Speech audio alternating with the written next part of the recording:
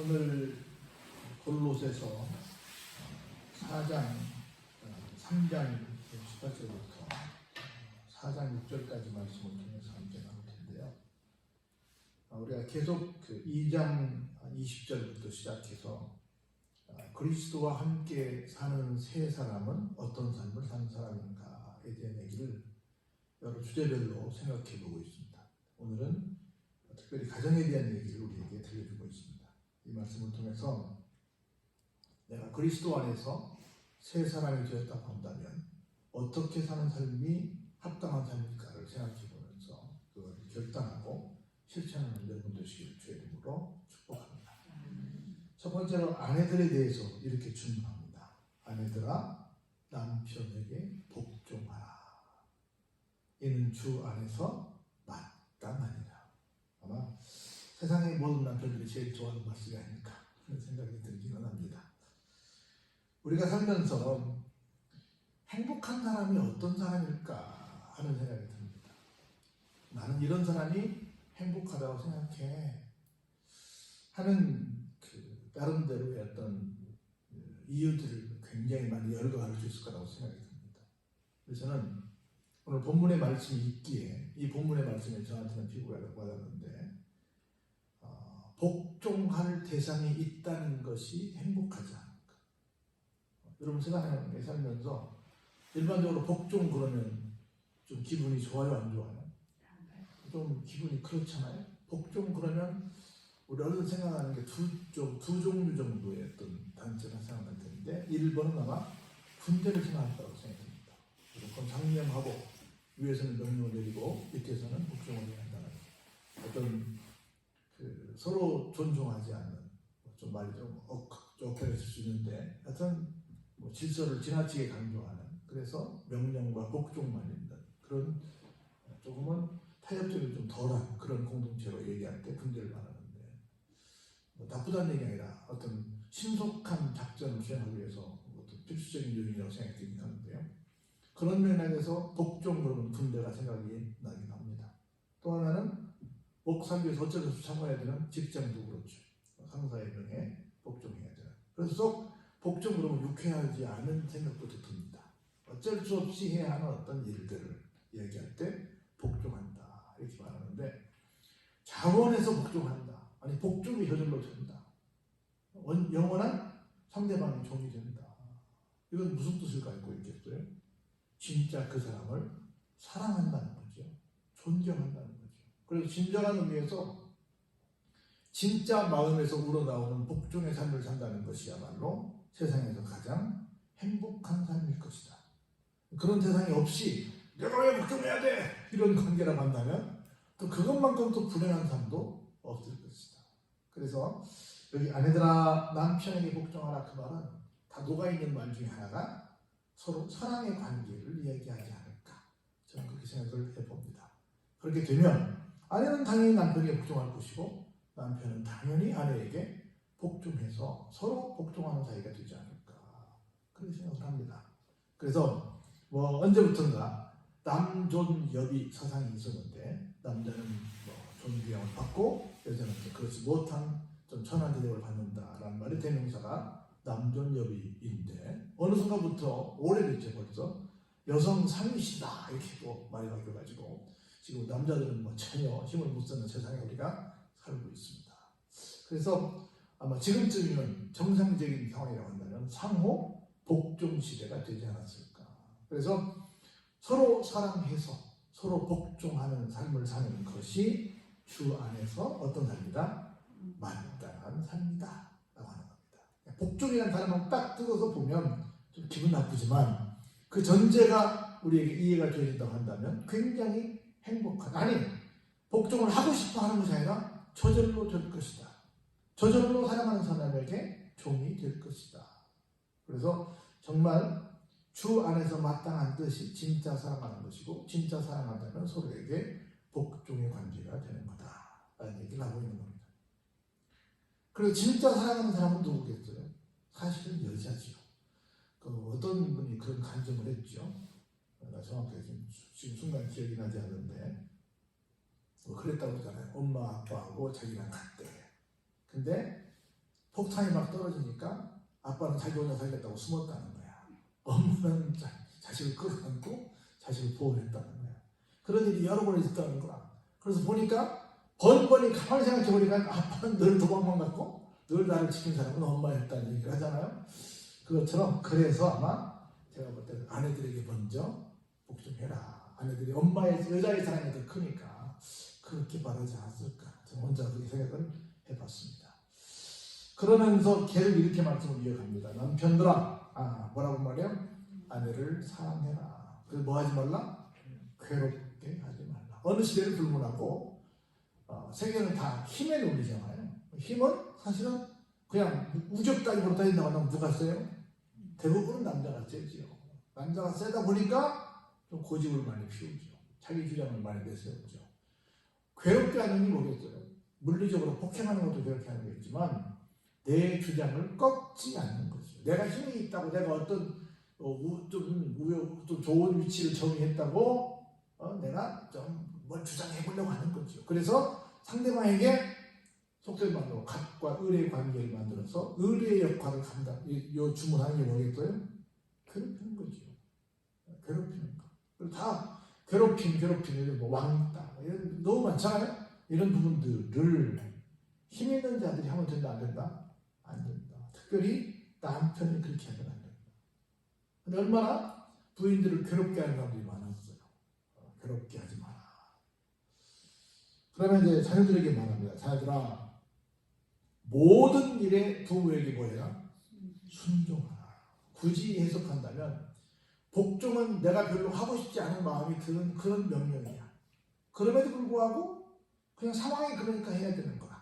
근데 순종은 내가 그 얘기를 들었을 때 그럼 하고 싶은 마음이 막 드는 거야. 오히려 요구하는 것보다 더 크게 해주고 싶은 마음이 드는 것이 어찌 보면 순종이라는 단어일 거예요. 그래서 이렇게 말하면 자녀들아, 어떤 일에? 모든 일에. 골라서 내가 좋아하는 일만 해라. 무슨 일이든 부모님 말씀에 순종하라. 이는 주 안에서 뭐 하는 것이다? 기쁘게 하는 것이다. 근데 오늘날 여기 자녀라고 하는 것은 다 자녀일 수도 있긴 하지만 대부분의 경우는 좀 손 아랫사람이다 이렇게 말해도 될 겁니다. 일반적으로 손 아랫사람은 순종하는 사람이에요? 거역하는 사람이에요? 정상적이라면 순종하는 사람이어야 되겠죠. 근데 우리는 순종의 모습을 별로 잘 못 보고 사는 이상한 세상에 살고 있지요. 순종하는 사람이 되면 얼마나 좀 멋있을 것 같아요. 멋있을 것 같아요. 어떤 약자라서 하는 것이 아니라 정말 뭔가 좀 거기에 이렇게 좀 뭔가 제대로 돌아가는 모습을 좀 보여주지 않을까 하는 생각이 듭니다. 그래서 반대로 또 말합니다. 이번에 아비들아, 너희 자녀를 뭐 하지 말라? 노엽게 하지 말라. 노는 뭐예요? 화나게 하는 거죠. 왜 화가 나요? 여러분들 언제 어느 경우에 화가 나요? 상대방을 전혀 이해하지 못하고 나만 옳다고 주장할 때 화가 나죠. 우리는 그런 경향이 많이 있죠. 내가 더 살았기 때문에, 내가 더 배웠기 때문에, 내가 더 가졌기 때문에, 내가 더 지금 갑이기 때문에 너는 내 돈 때려야 돼 하고 막 내 뜻을 강요할 때가 있죠. 그게 자녀들을 어떻게 하는 거예요? 노엽게 하는 거죠. 왜 자녀들이 그런 생각을 하는지, 그런 행동을 하는지 충분히 살펴보고, 충분히 얘기 들어보고, 충분히 토론하고, 그래, 그럴 수 있겠다. 그럼 그래라. 라고 때로는 양보도 하고 줄 줄 알아야 되는데, 나는 무조건 부모기 때문에 내 명령을 들어야 돼. 이렇게 나오면 자녀들 어떻게 만드는 거예요? 노엽게 만드는 거죠. 그럼 자녀들은 뭐예요? 낙심하지요. 소망이 없다는 거지요. 마음이 떨어져 버린 거예요. 나는 어떻게 해도 필요 없어. 다 무조건 아빠 하라는 대로 해야 되는데 엄마 하라는 대로 해야 되는데 내가 뭐하고 소망을 가져. 내가 계획을 세워봤자 필요 없어. 내가 말하면 다 무조건 안 된다고 그럴 거야. 나는 계획 세울 필요 없어. 나는 그냥 엄마 하라는 대로 할 거야. 영원히 무슨 부위가 돼? 마마 부위가 돼. 왜? 내 뜻대로 안 되니까. 그냥 알아서 하세요. 심지어 대학생들은 학교 가는데 수강 신청도 부모가 해줘. 모든 걸 다 해. 자기 스스로 해본 적이 없어. 한 번도 부모에게 내 뜻을 전달해 본 적이 없으니까. 이게 얼마나 큰 비체가 돼요. 누군가를 괴롭게 하는 것, 누군가를 노엽게 하는 것. 이게 윗사람으로서 절대로 해서는 안 될 일입니다. 그 다음에 종들아 이렇게 말합니다. 모든 일에 육신의 상전들에게 순종하되 사람을 기쁘게 하는 자와 같이 눈가림만 하지 말고 오직 주를 두려워하여 성실한 마음으로 하라. 계속 윗사람들에게 요구하는 것은 자녀가 됐든 종들이 됐든 뭐 하라는 거예요? 순종하라는 거예요. 근데 순종의 모습을 어떻게 하냐? 두 가지를 말합니다. 눈가림하지 말고 누가 보든 안 보든 성실하게 해라는 거예요. 사실은 우리 모두는 다 누군가를 모시고 사는 사람들입니다. 대통령도 국민을 모시고 사는 사람이에요. 우리 모두는 다 어떤 공동체의 일원입니다. 공동체 일원에서 모두가 성실하게 살아야 돼요. 눈가림하고 살면 안 됩니다. 그래서 정말 기쁘게 상전을 기쁘게 만드는 진짜 순종의 모습을 하고 살아가는 것이 정말 정상적인 종의 모습이다. 우리 모두는 종이에요. 그래서 아까 우리 함께 읽었던 말씀인데 무슨 일을 하든지 어떻게 해요? 마음을 다해라. 어떻게 해라? 사람에게 하듯 말고 누구에게? 주님께 하듯 해라. 상당수 많은 교인들이 교회에서는 잘합니다. 주님께는 잘한다고 해요. 우리가 볼 때 주관적으로 볼 때는 하나님께는 잘하는 것 같아요. 근데 누구에게는? 사람들에게는 잘 안 하는 모습이 좀 보입니다. 그런데 주님 말씀하십니다. 사람에게 하는 것이 특별히 연약한 지체에게 하는 것이 누구에게 하는 것이다? 나에게 하는 것이다. 그러니까 사람에게 한 것이 곧 누구에게 한 거예요? 예수님께 한 거죠. 예수님께 한 겁니다. 그래서 무슨 일을 하든지 정말 마음을 다해서 저 사람은 뭐 하는 거 보면 그냥 건성건성으로 하는 것이 아니라 정말 마음 다해서 해. 정말 마음이 느껴져. 이런 느낌이 가도록 해야 돼요. 똑같은 일을 하는데 어떤 사람은 마음이 보이고 어떤 사람은 마음이 보이지 않는 거예요. 어떤 사람은 정말 주님께 하듯 하는데 어떤 사람은 진짜 그냥 아니야. 이런 부분들을 볼 수 있습니다. 이는 기업의 상을 주께 받을 줄 아나니 너희는 주 그리스도를 섬기느니라. 그렇게 말씀을 하고 있는 겁니다. 다시 말해 그리스도께 종으로 다른 삶을 살고 있느니라 라고 말을 하고 있는 겁니다. 다시 말해서 이렇게 하면 어떻게 된다? 상을 받게 된다. 기왕이면 무엇을 하게 되면 뭐 했으면 좋겠어요? 상 받으면 좋잖아요. 기왕이면. 불의를 행하는 자는 불의의 보응을 받으리니. 불의가 뭐예요? 복종하지 않는 사람, 괴롭게 하는 사람, 순종하지 않는 사람, 기쁘게 하지 않는 사람, 노엽게 하는 사람, 낙심시키는 사람, 또 너무 눈가림하는 사람, 성실하지 못한 사람, 이런 모든 사람들을 다 뭐라고 말해요? 불의를 행하는 사람이라고 말하죠. 이런 사람은 당연히 어떻게 돼요? 당연히 불의의 보응을 받지요. 받으니 주는 사람을 뭘로? 외모로 취하심이 없느니라. 다시 말해서 사람은 속일 수도 속을 수도 있어요. 누구는? 우리 주님은 속일 수도 속을 수도 없습니다. 그래서 반드시 잘하면 잘한 것에 대한 대가가 있을 것이고 잘 못하면 그에 대한 보응도 따르게 된다. 그래서 그리스도 안에서 새 사람이 된 사람들은 어떻게 된다? 상 받을 만큼 잘하고 살아야 한다. 라는 말씀을 하고 있는 겁니다. 계속해서 4장으로 이어집니다. 상전들아 의와 공평을 종들에게 베풀지니 너희에게도 하늘에 상전이 계심을 알지어다. 아까 우리 모두는 대통령부터 해서 모든 국민들은 서로에게 종이 되기도 합니다. 그것처럼 아무리 어떤 상전이라도 누가 있다고요? 하늘에 상전이 있습니다. 그래서 상전들은 모든 종들을 향해서 어떻게 해야 돼요? 공평하게 해야 합니다. 여러분들 밑에 사람들이 일을 할 때 기분 나쁜 것이 여러 가지가 있는데 그 중에 한 가지가 뭐냐면 윗사람이 공평하지 않을 때. 우리 특별히 학생들은 공부할 때 특별히 조별 과제를 많이 하잖아요. 근데 조별 가운데 특별히 잘하는 사람, 열심히 하는 사람들이 있어요. 근데 무임승차자도 있습니다. 정말로 속삭이는 조언도 있습니다. 근데 그 내막을 교수님이 모르고 속삭이는 사람은 점수를 많이 주고 제일 열심히 하고 그 조에 가장 1등 공신을 점수를 안 준다. 이런 경우도 있어요. 그냥 대충 하는 거니까. 그러다 보니까 큰 낭패를 볼 때가 있습니다. 어느 공동체든 무엇 할 때 문제가 돼요? 공평치 못하는. 공평해야 됩니다. 상전들은 항상 본도 보여야지만 특별히 공평하게 해서 아랫사람들을 불이해야 됩니다. 내가 아끼는 사람이니까 잘못해도 도와주고, 내가 막 평상시에 미워하니까 별로 좀 크게 할 것도 아닌데 막 나무라고 이러면 안 되지 않습니까?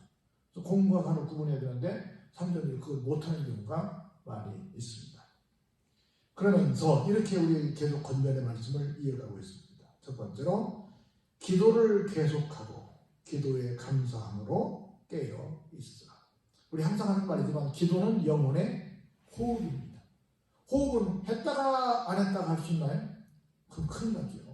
우리는 산소가 끊임없이 공급이 돼야 내 몸이 정상대로 움직입니다. 그것처럼 기도도 역시 마찬가지로 계속해야 합니다. 왜? 영혼의 호흡이니까. 그래서 기도에 감사함으로 깨어 있어야 합니다. 또한 바울은 이렇게 부탁합니다. 우리를 위해서 어때요? 기도해줘라. 여러분들 우리 항상 서로를 위해서 기도해줄 때 특별히 선교사들을 위해서 기도해야 됩니다. 바울이 선교사들을 지으며 기도하되 하나님이 뭐 할 문을? 전도할 문을 우리에게 열어주시라고 기도해달라. 선교사는 뭐하러 갔으니까요? 전도하러 갔으니까 그 전도할 기회가 많이 생기도록 좀 우리를 위해서 기도를 해줘라 라고 부탁을 합니다. 그래서 그리스도의 비밀을 말하게 하시기를 구하라. 내가 이 일 때문에 지금 뭐 했다고요? 지금 감옥에 있다. 매입을 당했다면 지금 내가 감옥에 있다 그 말입니다. 그럴지라도 좀 더 다른 말로 바꿔 말하면 내가 설사 지금 감옥에 있을지라도 여기에서도 내가 계속 복음을 전할 기회가 주어지도록 우리를 위해 기도해요. 어디 있든 간에 우리는 복음을 전하는 데는 핑계될 일이 없어요. 설사 감옥에 있어도 가서 복음을 전해야 되는 거예요. 그렇게 여러분들이 우리를 위해서 기도해 주면 내가 마땅히 할 말로써 이 비밀을 나타내리라. 복음의 비밀을 나타내는 거지요. 그러면서 이런 권면을, 특별한 권면을 우리 너무나 잘 아는 말씀인데요. 외인에게 대해서는 같이 한번 읽어볼까요? 시작. 지혜로 행하여 세월을 아끼라. 지혜로 행하여 세월을 아끼라. 지혜는 뭘까요? 하나님이 주신 선물이지요. 하나님이 주신 말씀으로 말미암아 할 수 있는 것이 있는데 뭘 할 수 있어요? 세월을 아끼는 거죠. 이걸 다른 데서 이렇게 번역했어요. 세월을 아끼라는 말은 기회를 사라는 거예요. 기회를. 다시는 여러분 세월을 돈 주고 살 수 있어요? 없어요? 살 수 없지. 한 1초 할 수 없지요. 어떤 기회를 내 것으로 삼기 위해서 기꺼이 지불을 비용하라는 겁니다. 여러분이 갖고 있는 지금 시간이 그냥 무의미하게 보내는 건 절대 안 됩니다. 너무너무 소중한 시간입니다. 그리고 마지막 6절 이렇게 우리에게 권면합니다. 너희 말을 항상 은혜 가운데에서, 은혜 가운데서 다른 데서 뭐라고 하냐면 감사하는 가운데서 이렇게 해석됐습니다. 은혜 가운데서 소금으로 맛을 낸과 같이 하라. 그리하면 각 사람에게 마땅히 대답할 것을 알리라. 여러분들 특별히 우리가 계란 후라이를 할 때 소금을 풀 때 어떻게 해요? 한 군데 망 집어넣고 다른 데 아직 뭐 그렇게 합니까? 아니죠. 골고루 다 간이 배이도록 한단 말이죠. 모든 음식을 만들 다 골고루 간이 배이듯이 배이도록 소금을 넣잖아요. 그것처럼 우리 말도 어때요?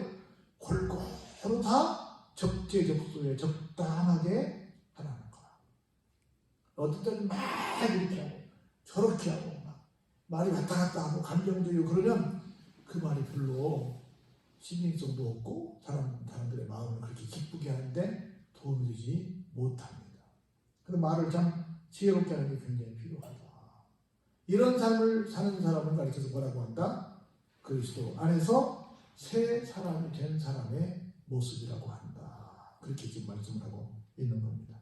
우리 모두가 다시 한번 내가 그리스도의 피로 죄사함 받고 새 사람으로 새 생명 얻은 삶을 살고 있다고 한다면 여기 아내들에게, 남편들에게, 종들에게, 아비들에게, 또 자녀들에게, 상전들에게 전해졌던 이런 말씀과 이런 권면들을 잘 생각하면서 내가 어떤 때는 이런 삶이 되고 어떤 때는 이런 삶이 되는데 어떤 경우에도 내가 다른 사람들에게 좋은 사람이 될지언정 다른 사람들을 화나게 하고 다른 사람들을 괴롭게 하는 그런 데는 성난 되겠다라고 생각하시고 다시 한번 신앙의 결단을 하는 여러분 다 되시고 주의 이름으로 축원합니다. 은혜가 풍성하신 아버지